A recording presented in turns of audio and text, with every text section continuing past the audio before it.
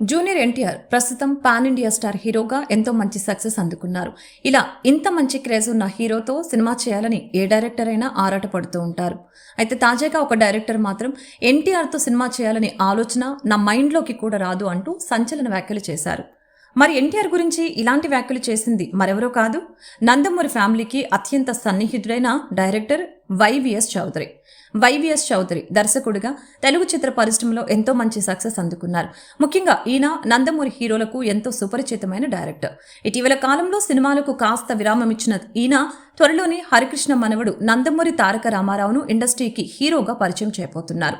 హరికృష్ణ పెద్ద కుమారుడు దివంగత నటుడు జానకిరామ్ కుమారుడైన ఎన్టీఆర్ను హీరోగా ఇండస్ట్రీకి పరిచయం చేయబోతున్న సంగతి తెలిసిందే. ఇక ఈ సినిమా పనుల నిమిత్తం ఈయన ఒక ఇంటర్వ్యూలో పాల్గొన్నారు. ఈ ఇంటర్వ్యూ సందర్భంగా డైరెక్టర్ వైవిఎస్ చౌదరికి ఒక ఆసక్తికరమైన ప్రశ్న ఎదురైంది.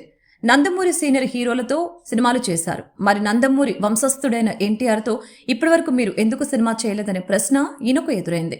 ఈ ప్రశ్నకు వైవిఎస్ చౌదరి సమాధానం చెబుతూ, తాను 2-3 సంవత్సరాలకు ఒక సినిమా చేస్తాను, నేను చేసే సినిమా కథ నేనే సిద్ధం చేసుకుంటాను, అందుకే నా సినిమాలు రావటం ఆలస్యం అవుతుంది.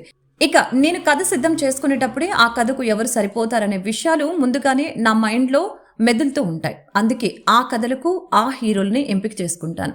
ఇప్పటివరకు ఎన్టీఆర్తో సినిమా చేయాలని ఆలోచన నాకు రాలేదు, అందుకే ఆయనతో సినిమా చేయలేదని, భవిష్యత్తులో ఎన్టీఆర్కి తగ్గ కథ సిద్ధం చేస్తే తప్పకుండా ఆయనతో సినిమా చేస్తానని ఈ సందర్భంగా వైవిఎస్ చౌదరి ఎన్టీఆర్తో సినిమా చేయటం గురించి చేసిన ఈ కామెంట్స్ వైరల్ అవుతున్నాయి.